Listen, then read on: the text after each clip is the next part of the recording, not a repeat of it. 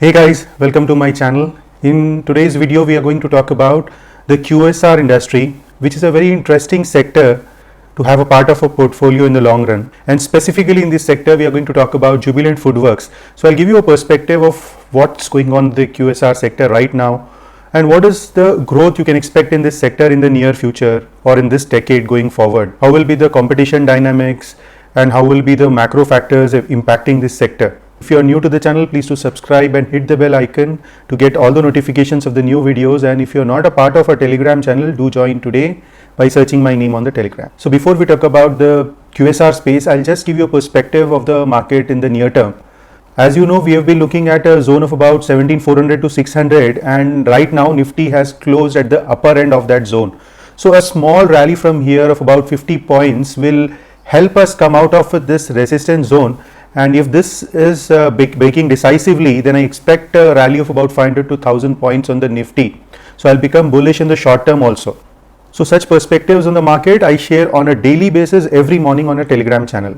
Now what we are going to cover in this video is we'll talk about the QSR industry, the present and the future prospects of this industry. We'll look at the chart of Jubilant Foodworks and see technically what is the strength on the charts. Then we'll discuss the business model of the company, how has been the financial performance in the recent quarters. We'll talk about the valuations of the company, the historical valuations and the present valuation in comparison to the historical averages.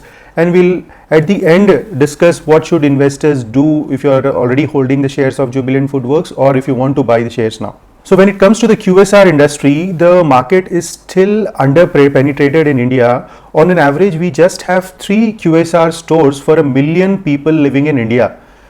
Now this is very less in comparison to other neighboring countries like China and other developed nations like US. In China, they have close to about 13 stores for every 1 million people. So you can see there is a lot of scope of further penetration in this industry. And looking at this scope, you can estimate that going forward, this industry can grow the number of stores at the rate of about 10% every year for this decade. So when we talk about 10%, it would roughly come upwards of 500 stores per year for this industry, QSR industry in India. So when we talk about 500 stores, this includes all the brands which are operating in India, including McDonald's, Domino's or any other brand which you see around.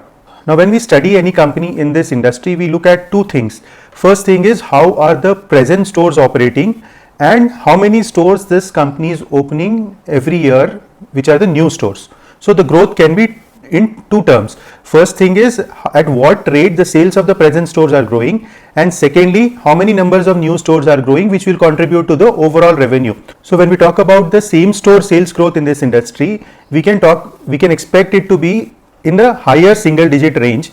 That means the sales of the stores which are already existing, that revenue growth can be somewhere between 5 to 10% on an average across this industry. So this along with the new stores will contribute to the overall revenue growth in this sector. Now few things which will impact this industry is, so there was a surge in demand in the COVID period as people were not able to move out of their houses. The QSR space mainly concentrates on home deliveries. So there was a surge in demand in the home delivery orders. Then post that, when people started moving around also, the home delivery continued as well as people started dining in. So during the COVID period and immediately after that, this sector witnessed a very high demand. But in the recent times, you can see that the demand has started getting normalized because people have plenty of options to eat now. They are freely moving around. So the demand normalization is going on in this industry, and the growth which they saw in the 2 years, maybe FY21 and early part of FY22, such kind of a revenue growth you cannot expect in the times to come. Then in terms of the customer sentiment, it is slightly impacted because of the inflation, the increase in prices and some businesses not doing well. So the overall sentiment is slightly impacted.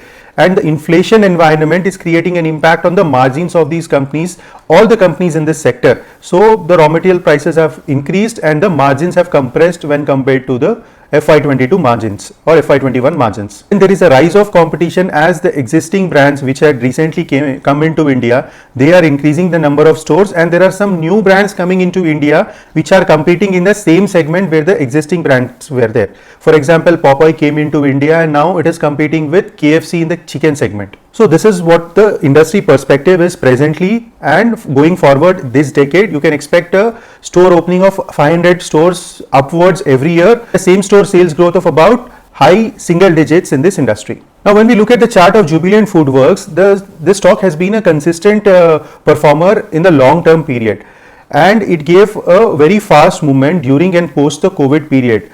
So you can see that the stock has touched a high of more than 900, and from there it has retraced more than 50%, and that's why people holding this stock are worried as to why this is falling and whether they should continue to hold or not. So pre-COVID the stock made a high of somewhere around 400, and in terms of valuation and in terms of technicals also, this zone of 400 can act as a strong support for this stock in the near term. In the coming slides we'll discuss the financial performance and why this stock has fallen at such level from the highs.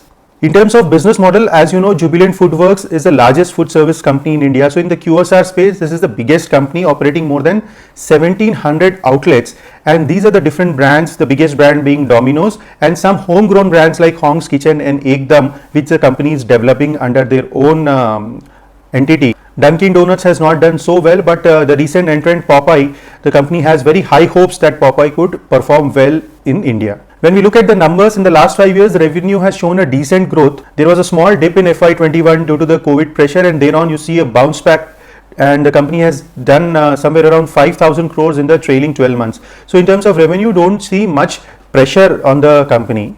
But when you look at the margins, during the COVID period, the margins touched as high as 26% at the EBITDA level, and now the margins have started softening and they have come to somewhere around 22%. And this is the reason why you can see the pressure on the profitability, and that's why the EPS is falling and the valuations are being normalized in the stock. Now this company, Domino's, had changed the format of their stores.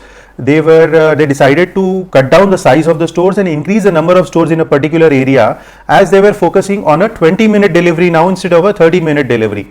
So the company stopped reporting the metric called same store sales growth, and they have changed it to LFL, which is like for like. So this was also not this was also something which the analyst community did not like, and there was also a change in the CEO of the company. So the earlier CEO was believed to have done very good work for the company. So these two things the analyst community did not like, and that also led to the fall in the stock price of the company. So when you look at the LFL growth, this also has slowed down, and it has almost become flattish in the third quarter of FY23, which is the December quarter compared to earlier year. So as we have discussed, there are two pillars of growth in a QSR company: the new stores opening and the growth of the existing stores. So if the existing store growth has become flattish, then the investors will be concerned as to how the company will deliver the double-digit growth. So because of this uncertainties, the stock price is falling. Now when you look at the other side, which is the number of stores growth, that has been growing. You can see roughly about 265 stores were added in the last 1 year.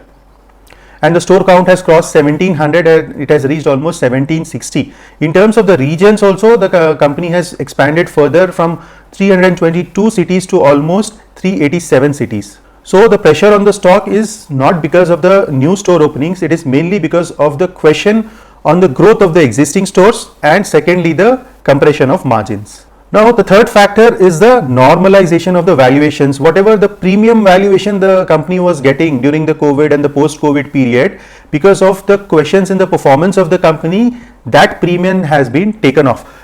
Earlier, historically, if you see the company, when it was doing very well, it was trading somewhere around 8 times the revenue, and during the bad times it was trading somewhere around 4 times the revenue. So the average market cap to sales was somewhere around 5 to 6 times.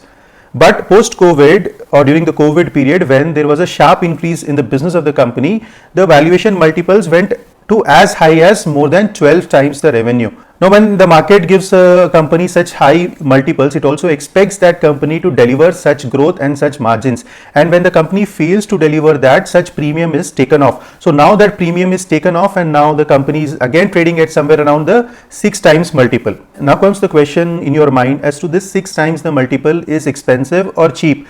I would say that this is somewhat a fair value of the company, provided it maintains a double-digit growth going forward.